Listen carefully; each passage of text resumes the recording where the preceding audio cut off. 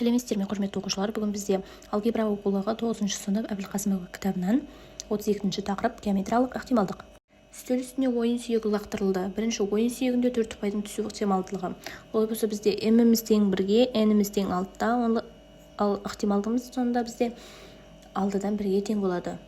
Екінші ойын сүйегінде жұп-сандардың түсу ықтималдылығы. Бізде жұп-сандар 1-ден 6-ға дейінгі сандар ішінде 2, 4 және 6.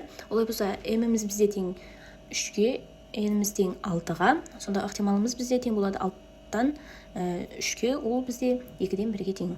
Келесі 32-де екінші есеп, ұзындығы 1 см болатын кесіндінің бойынан кездейсоқ алынған нүктенің кесінді ұштарына дейінгі арақашықтық 4-тен 1-ден аспауының ықтималдығын табыңдар дейді.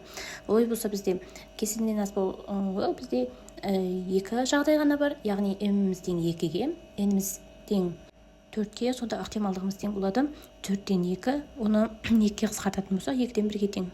32-де үшінші есеп, қабырғасының ұзындығы 2 см болатын квадраттан кездейсоқ ағын нүктесі алынды. Осы квадратқа қабырғасының ұзындығы 1 см болатын екінші квадрат іште сызылған.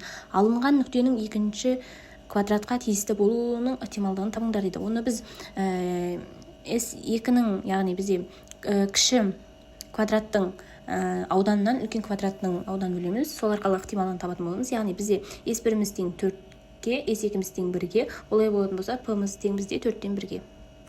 Келесі бізде 32-де төртінші есеп, қабырғасының ұзындығы 2 см болатын квадраттан кездейсоқ ағын нүктесі алынды. Осы квадратқа қабырғасының ұзындығы 1 см болатын екінші квадрат іште сызылған. Алынған нүктенің екінші квадратқа тиісті болмауының ықтималдығын табыңдар дейді.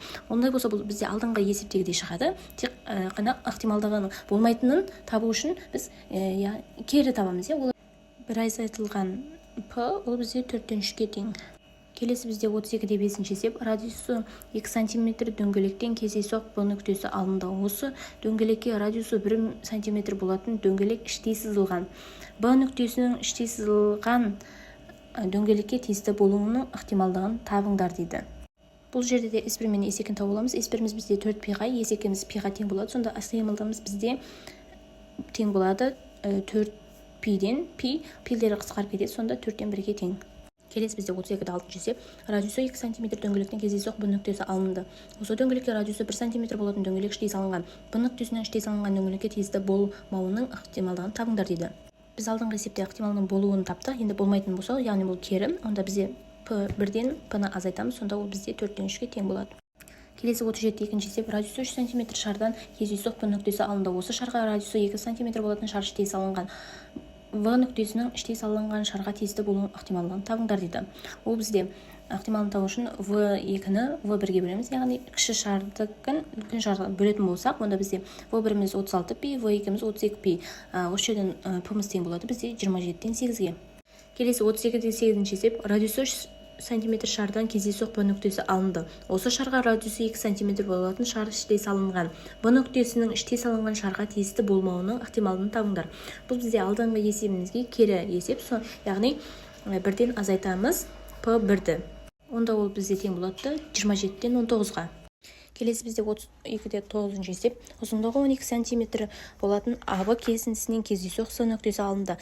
AC кесіндісінде салынған шаршының ауданы 36 см квадрат мен 81 см квадрат аралығында болуының ықтималын табыңдар дейді. Олай болса бізде 36 квадрат сантиметр кіші әрі тең S-тан, S кіші әрі тең 81 см квадраттан. Олай болса бізде осы жерден қабырғасының ұзындығын тауып алатын болсақ, онда ол бізде A үлкен әрі тең 6-дан, бірақ кіші әрі тең 9-дан болады. Осы жерден бізде M-міз тең болады. Негізі 6 мен 9-ның арасындағы сандар болатын болса, ол бізде 4 сан.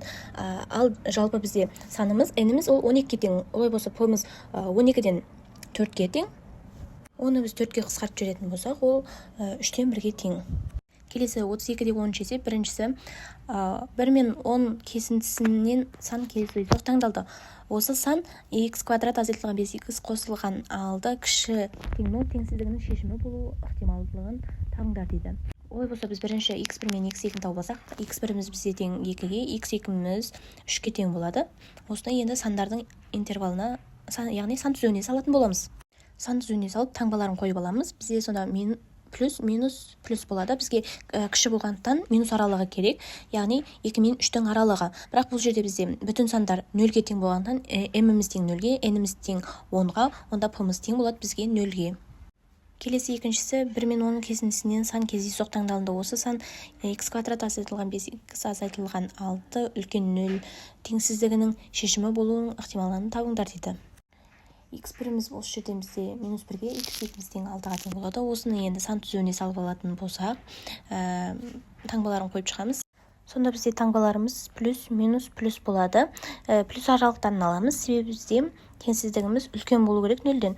Онда бізде минус шексіздіктен 1-ге дейін, 1-ге де 6-дан плюс шексіздікке дейін. Осы аралықта бізде есебіміздің шартында берген аралығындағы сандарды тек қана 4 екен. Онда m-іміз тең 4-ге, n тең 10-ға. Олай болса, ықтималымыз бізде 10-нан 4-ге, оны 2-ге қысқартатын болсақ, 5-тен 2-ге тең болады. Келесі 32-де 11-ші есеп, қабырғасының ұзындығы 1 см шаршыда А нүктесі белгіленген. А нүктесінің шаршының қабырғасына дейінгі арақашықтық 3-тен 1-ден артық болмауының ықтималдығын табыңдар. Олай болса бізде S1-іміз тең 1-ге, S2-іміз тең 9-дан 1-ге. Осы жерден p-ны табатын болсақ, ол бізде 9-дан 1-ге тең. Екіншісі, қабырғасының ұзындығы 1 см болатын шаршыда А нүктесі берілген. А нүктесінің шаршының центріне дейінгі қашықтық 3-тен 1-ден артық болмауының ықтималдығын табыңдар дейді. Ол бізде алдыңғы есепке келесеп, яғни 1-ден азайтамыз 9-дан 1-ді, ол бізде 9-дан 8 болады. Үшіншісі, қабырғасының ұзындығы 1 см шаршыда А нүктесі берілген. А нүктесінен шаршының көрсетілген төбесіне дейінгі арақашықтық 4-тен 1-ден артық болмауының ықтималдығын табыңдар дейді. Олай болса бізде r-іміз тең 3-тен 1-ге, S1-іміз тең 1-ге, S2-іміз тең 9-дан p-ге, онда p-іміз тең болады p бөлінген 9-ға. 32-де 12-ші есеп, координаталық жазықтықтары радиустары 5 см және 10 см болатын центрі ортақ 2 шеңбер берілген. Үлкен дөңгелектен кездейсоқ алынған нүктенің 2 шеңбердің қиылысуына пайда болған сақинаға тиісті болуының ықтималдығын табыңдар дейді. Олай болса, S1-іміз тең 100 p-ге, S2-іміз тең 25 p-ге, p-іміз тең болады 4-тен 1-ге, p терісіміз тең болады 1 минус 4-тен 1, ол бізде 4-тен 3-ге тең. Бүгінге осы балалар, назар салып тыңдағандарыңызға рахмет. Келесі көріскенше сау болыңыздар.